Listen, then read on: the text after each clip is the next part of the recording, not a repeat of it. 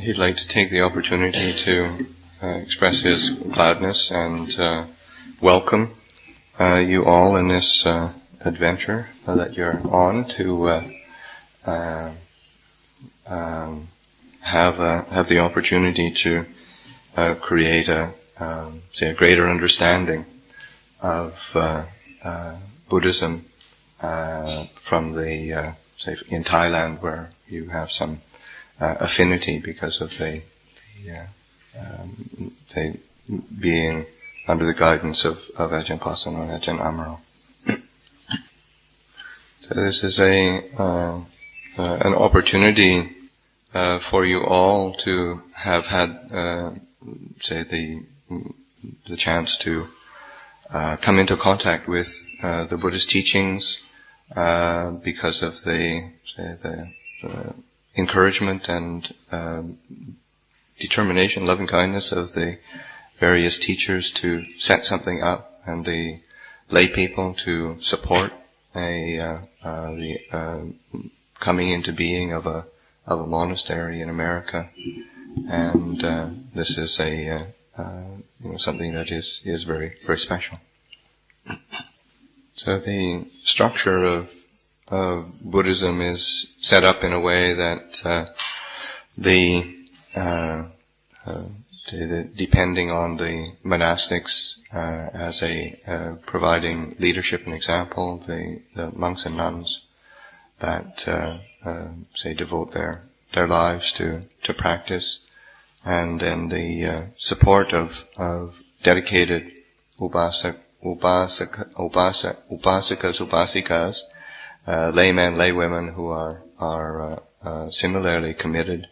This creates a healthy foundation for the people to practice, so that we rely on the foundations of generosity, virtue, meditation as a basis in practice. What this does is give one the kind of stability to be able to understand oneself more clearly and have a returning to the roots of one's sort of internal refuge. So what we call the Dhamma is it's something that brings us to a place of coolness and happiness. And as we practice, as we train, it's something that we all both require and seek. And as we lay the foundations of our practice, then we're able to experience that quality of coolness and happiness, and then be able to reflect more clearly and carefully on the characteristics of existence, impermanence, unsatisfactoriness, non-self. As we reflect and investigate, then we're able to enter into the Dhamma more fully, more completely. So that you have the opportunity to travel as a group, is dependent on the loving kindness and effort of the teachers. And he said it's not easy to be trying to organize or lead a group of people, he said he requests or encourages everybody to make a special effort to be attentive to each other as a group, and then also to be attentive to what you're coming into contact with, so that it really allows you to increase your faith and effort in the practice of Dhamma, so that ultimately this is something that you'll be able to be taking back to America with you, back to the West, and back to your practice and back to your communities. So when we practice the Dhamma, then we're able to and rely on the qualities of faith and effort, then we'll be being able to see for ourselves this Dhamma, this truth, and this isn't something that is, say, peculiar to Thailand or peculiar to the West. This is a teaching, the Buddha's teaching is something which is universal, that we're able to recognize.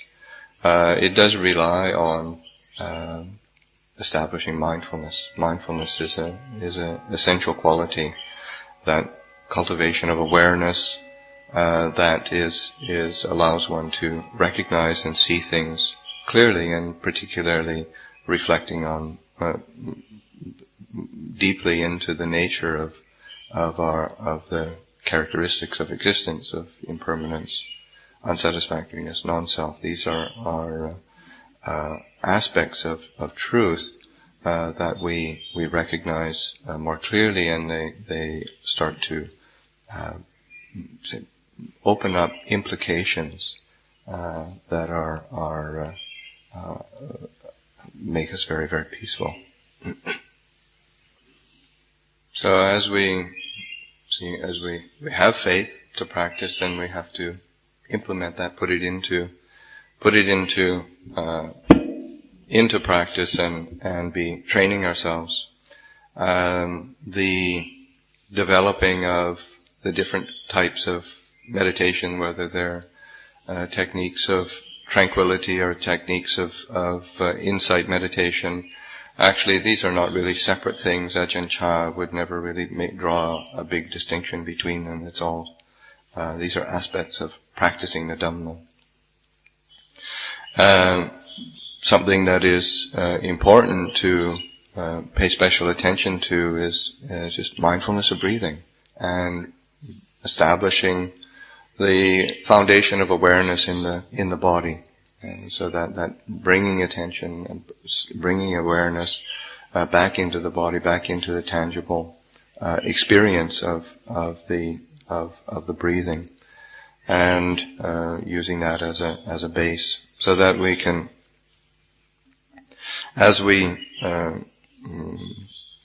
put forth that effort, and this is something that Ajahn Chah similarly emphasized, that in order to experience the fruits of practice, then we have to put forth effort. We have to be diligent in the practice, and but as we do put forth effort in the practice, and we find that a natural result is that the mind becomes more peaceful. There's a sense of joy arises in the mind, and a joy in the Dhamma, joy in this truth, in the teachings of the Lord Buddha. So as we develop this, say, mindfulness of breathing, mindfulness of the body, we start to be able to recognize the base, the foundation, the mind, and you have to start paying attention to the mind, what the mind goes out towards, so that the mind has the duty of recognizing the various sense experiences, the sense contact, and then the movement that takes place within the mind, so that this awareness of the mind and is able to recognize sight, sound, smells, taste, touch, mental objects, and then is able to recognize also the movement towards liking, disliking, wanting, not wanting, the added layers of complication that are such a normal part of everyday existence, but which create problems for us. So that as we recognize more clearly, and until we are able to have a consistency of mindfulness and a stillness, a tranquility of mind, clarity of mind, then we'll still get caught up in the reactions, in the sort of the movement of the mind. So that we need to be diligent. Our diligence is in the cultivation of awareness and clarity and stillness, so that we can recognize that movement and then not get caught up in it. So the development of awareness and mindfulness, as we investigate and recognize, we can see how the mind goes toward those reactions of, say, gladness and sadness, and the liking and disliking. And that in itself is the sort of the extremes that the Buddha pointed to as outside the middle way. That when the mind goes to gladness, liking, that's essentially the Kama Sukha Lakkhana Yoga, which is the extreme of sensual indulgence from the very first teaching of the Buddha. When the Buddha pointed out the Four Noble Truths, that was the extreme, one of the extremes that the mind goes to, that keeps us from experiencing truth and keeps us suffering. When we experience disliking, not wanting, that in itself is the Attakila Matana Yoga, the extreme of I can't remember how to translate it, but you all know it. That extreme of the movements of the mind is keeping the mind out of balance. So that as we investigate and recognize and step back from those extremes, then the mind is able to find its point of balance. As it finds its point of balance, then we can truly sort of enter into the peace of the Dhamma. So as we, say, investigate and cultivate this awareness that comes to a point of balance, we start to recognize and it's important to, say, investigate the point of that all mental formations, all physical formations, body, mind are all impermanent, all changing. As if we continue to watch that closely, then we're able to start to really let go. We're really starting to relinquish, to release our attachments to things. So that's this cultivation of awareness is just very much a central key. And this is something that to be practicing, developing. You're here in Thailand, going around to different monasteries. This is what you cultivate. You go back to America. This is what you cultivate. This mindfulness awareness that's watching. Whether you're walking, sitting, standing, lying down, this is the foundation to be cultivating. This awareness that's able to watch and see clearly the extremes and then the letting go, because it is impermanent and insubstantial. So a common experience for anybody who's practicing in this path is there's always doubts come up, or wavering, uncertainties, and these doubts and uncertainties in the practice is the method right? What method should I use? What does that mean? All of these things are really not resolved through a lot of external kind of information, but by the internal practice of the mindfulness and clarity that you're cultivating, so that as you put the teachings into practice and experience a continuity of awareness and a clarity of mind, you'll find that the doubts will fall away on their own. There'll be a greater degree of certainty in practice, and that is quite natural. So that it's also important to recognize that, to get caught up in, say, doubting about the teachings of various teachers or methods or whatnot, but just to recognize that, he said, and you'll notice that they really your teachers in America, Ajahn Pasano, Ajahn Amaro, basically they're teaching you to be mindful and relinquish.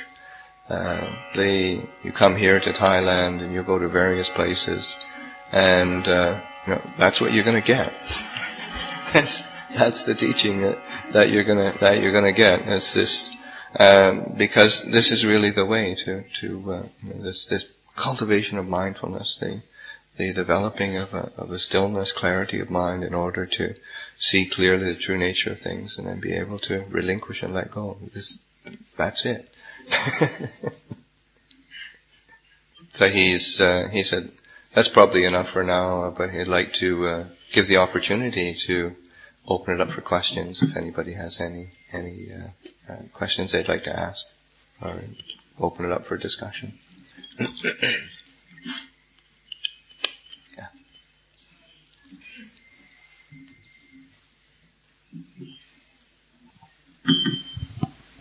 So I've noticed I've been working for quite some time with the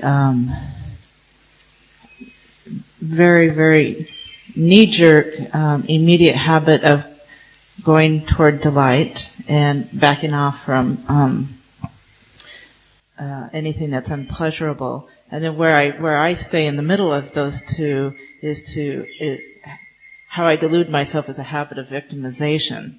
So I've been working with those three because they're very gross and easy to spot in my mind. As time has gone on, I have noticed an ease of and a lessening of the pattern of going toward delight. So the passion for pleasurable experiences has lowered, though the delight in pleasurable experience is still delightful. The energy to go toward them really quick has lessened. But and I felt pretty good about that. What I've noticed on this trip is that the roots have still not been cut. So I've noticed that a lighter, a more, it's still very gross habit, but less obvious to me, not something I've been really paying as attention to, is, I'm sure it's really obvious to everybody, but it's my habit to want to impress my teachers, or anybody who will listen to me. Really sorry, guys.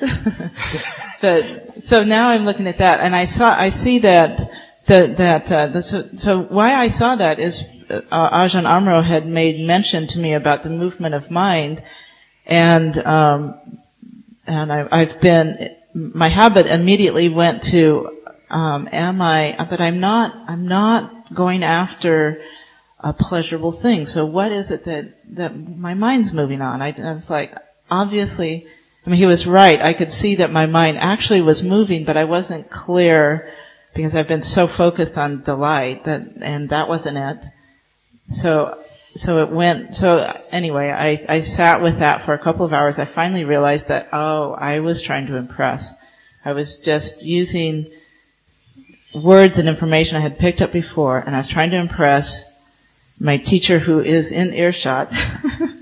And it's so humbling to realize that this is so. Anyway, so I saw that and let it go. So then what happened is I noticed that I had plenty of opportunity to let that go as I'd see the desire to impress come up, let it go. Then the next thing that would happen I'd feel this enormous energy in my body that was actually kind of painful. It would twist in my back or my shoulder or and I'm just wondering if what I'm doing wrong there, or is that just the karma coming through the body because it's not coming through an expression, or what do I do with that? Because I was actually quite struck by that. It's like it was still going to find its way out somewhere, and I wasn't sure what to do with that. Is that showing that I'm practicing wrong, or what? You think too much. Anyway. Yeah. So the object of practice, or the aspiration towards practice is towards the relinquishing of self and letting go of self and sort of penetration of self. But it's actually really important and essential to be attentive to the foundations of happiness. That what we do, with the cultivation of generosity, of giving, of service, this creates a happiness, and it gives happiness to the heart. Is it Kama Sukali Kana Yoko? Is it the extreme of seeking pleasure? Well, yeah, maybe. But the reality is that the heart needs to be nourished, and you really have to create an understanding of the difference between the seeking of happiness through, unwholesome methods, and the seeking of happiness through wholesome methods, kusala and akusala. So that as we cultivate the happiness that arises from the wholesome, then this is an encouragement to us. It nourishes us, it supports us. We cultivate our sila. We develop our virtue. When we develop our virtue and pay attention to our precepts, and then that creates a happiness. This is a happiness that is has a wholesome base. And you have to recognize, this is the mind is still, it's still attached to that happiness. But you also understand its wholesome roots, and its practical application. That this is something quite essential for the heart to experience. And as we cultivate that, the same with the meditation. The meditation we cultivate in a way that allows us to experience happiness, and to experience the joy of the peaceful heart, the joy that comes from having mindfulness and clarity within the heart. This provides a happiness that is increasingly refined and supportive of our heart. As we continue to practice and rely on these wholesome roots, and you keep investigating, and then in recognizing, because as soon as the mind starts to attach too strongly, you suffer immediately. The suffering comes up, the heart closes, and it kicks back at you. So that you're recognizing how attachment works. As you relying on this complete path of dana, sila, bhavana, what it does is give a stability of heart that is nourished with happiness, that is then able to recognize the limitations of that happiness. But it has to be ready to recognize those limitations in order for it to relinquish. But all along the way, you're discerning, using wisdom to discern the difference between the skillful and the unskillful, and the learning to recognize and discern the way that attachment and clinging functions, so that you're learning how to let go. as you cultivate and continue to cultivate, and there's a momentum in the practice, then there's a point where you're really able to let go of sort of worldly types of happiness that have the sense of self attached to it and accumulated around it. And what one experiences, of course, is a much greater degree of happiness, because it doesn't have any attachment there. So that's one starts to able to abide in the a transcendent Dhamma that is free from attachment.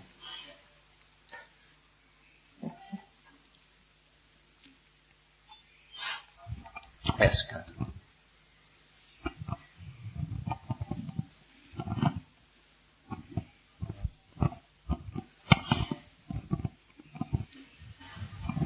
Thank you.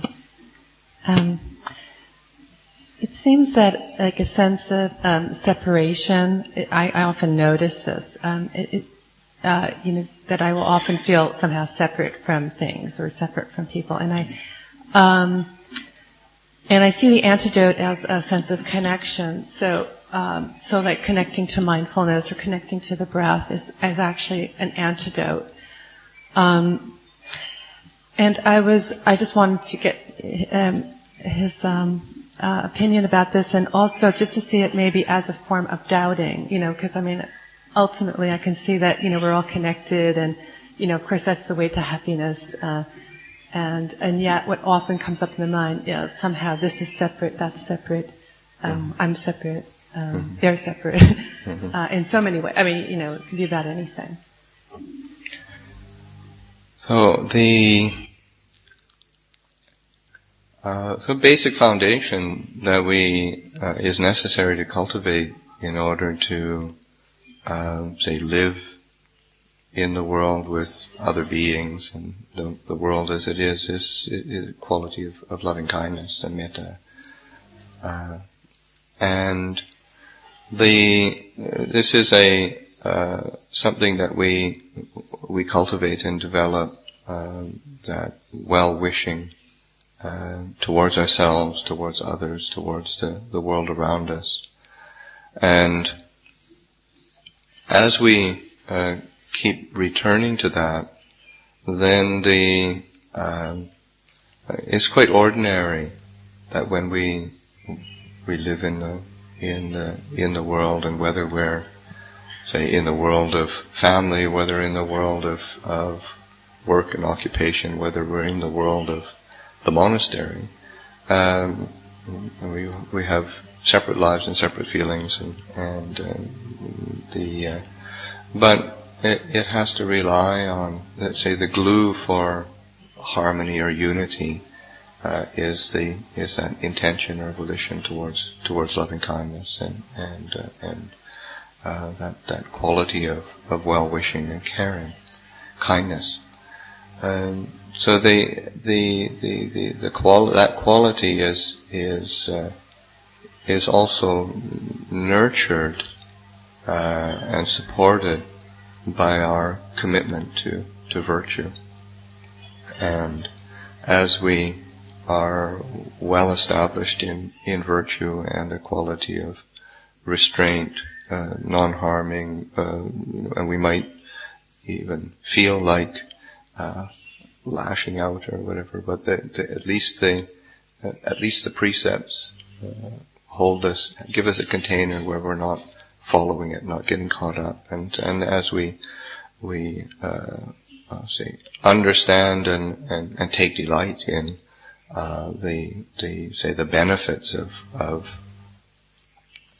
that container of integrity and virtue. Again, that we experience a quality of well-being. We always have to rely on mindfulness, and the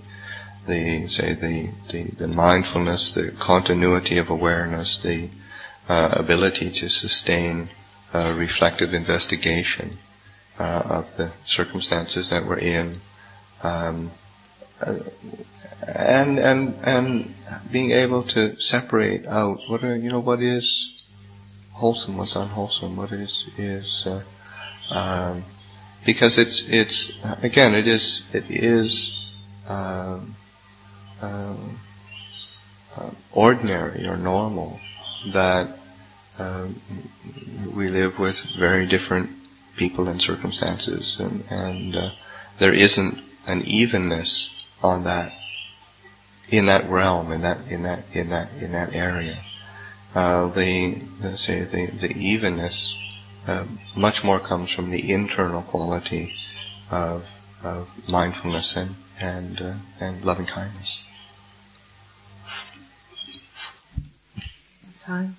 Yeah, he's sending them off to receive food, and so he said then he's giving you the time. He's making it. Just say time again. Just say time again.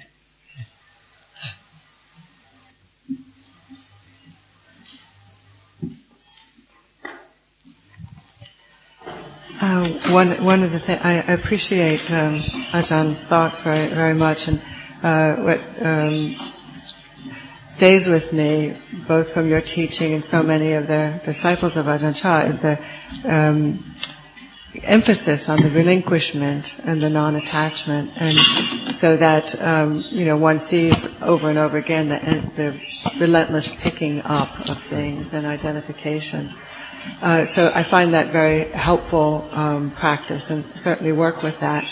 I also have friends who emphasize sort of the non-dual approach, where it's more a case of finding the peace and staying there, not picking things up in the first place, like working in that direction.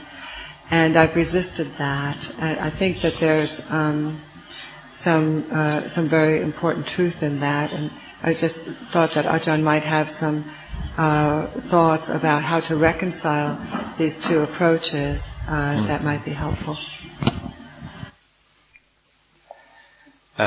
He said the purpose of practice is the end of suffering. And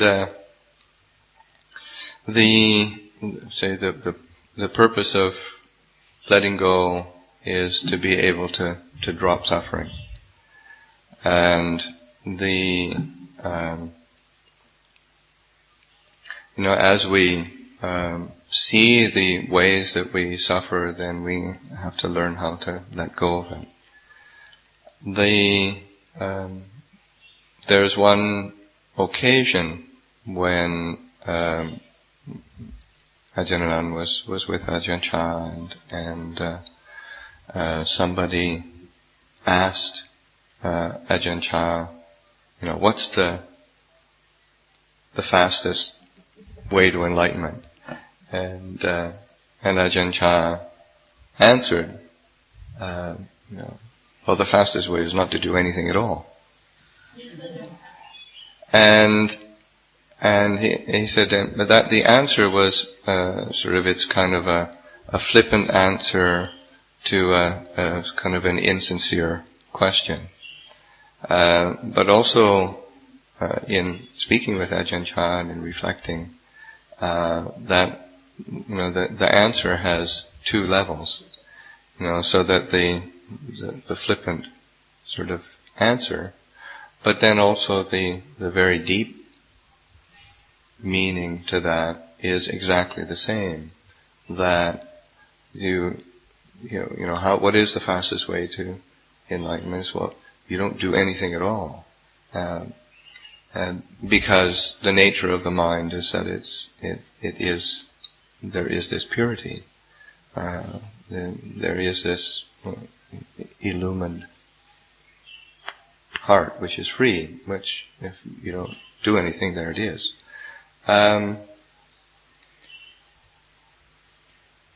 Which is a wonderful theory. So but is that actually how we relate to experience? Is that actually how people live their lives. So then, if that is, if one doesn't live from the enlightened mind, then what do you do? So then what you do is you have to start recognizing where is the clinging, where is the suffering, how do I relinquish it, how do I let go of it? And that is say the nitty-gritty practicalities of working with Dhamma practice, is that you have to start recognizing, there's selfishness there, there's kind of stinginess there. You work with generosity. There's anger, there's irritation. You're working with loving kindness. Okay, there's sort of impetuousness and whatnot. Okay, you're working with patience, and all of that you're having to relinquish and let go of that which is causing suffering, so that in the end, where one ends up is in a place of, as one increasingly is able to let go, to put down, and not pick up again, then the mind experiences a tremendous emptiness and clarity. The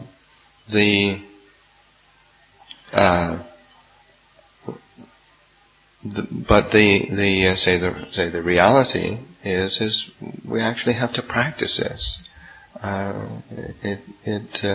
He says, and if that is how we function, in the sense that, unless we're functioning from the completely enlightened mind, then that's what we have to do. So that the attentiveness to letting go, learning how to relinquish, let go, but also recognizing that is, there's a truth to that. It's not as if it's not true. But how do we get there?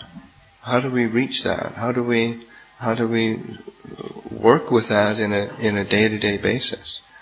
So that's attention is placed on that, the practicalities of letting go, so that we're cultivating the path of sila, samadhi, panya, and this path supports the heart of relinquishment and letting go.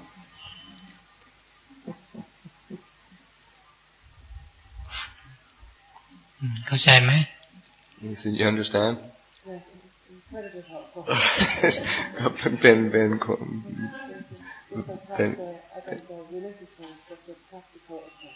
The other seems unrealistic. But I can see that it's people. So he said, you keep practicing letting go, and whether people sort of, whatever they say about it or don't agree with it, then you just keep practicing letting go.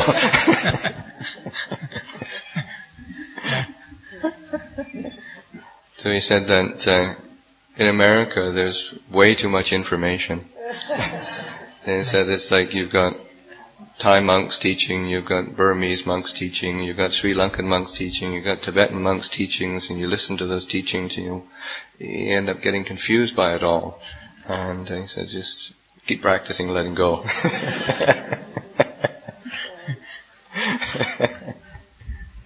So he said, all of the different teachings, this is where they end up, in the sense of the development, the basic overarching principle of the Buddhas of sila, samadhi, panya, virtue, meditation, wisdom, and then arriving at a point of relinquishment and letting go, freedom. It comes together at this point. All these different teachings. They said, try not to get too caught up in doubts and worry, because even though it's quite natural to doubt, he said, my generation of practitioners, we all had doubts. The people who practiced before that all had doubts. And it's quite natural for to be having doubts. He said, but it's just so important to be able to discern, okay, what are the practical ways to train the heart so that the mind doesn't get stuck or caught by that doubting.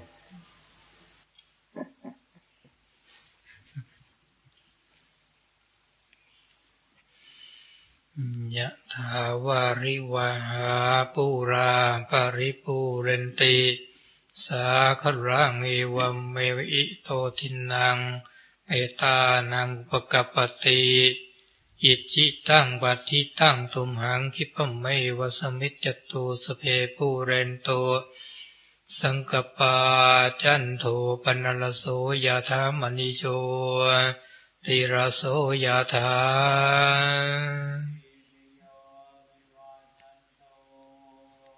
Samparo Kovinasatun Mate Bhavan Vandarayo Sukhiti Yukom Bhava Abhivandana Silisa Nityam Pachayino Chattaro Dhamma Vadante Ayuwano sukhaṅ Paraṅ ayutho bharatho thilo Vanato patipanato Sukha sathata medhavi sukhaṅ so atikācate Ayung dhātava balaṅ vanaṅ sukhaṅ ca patipanato Ikayuya savahoti tayatu papancati te bhavatu sappamangalaṅ rakantu sappadevanda sambhabuddhanubhavena satasoti bhavantu te Bhavatu sappamangalaṅ rakantu sappatevata Sampādhammanubhavena satasoti bhavantu te Bhavatu sappamangalaṅ rakantu sappatevata Sampasanghanubhavena satasoti bhavatu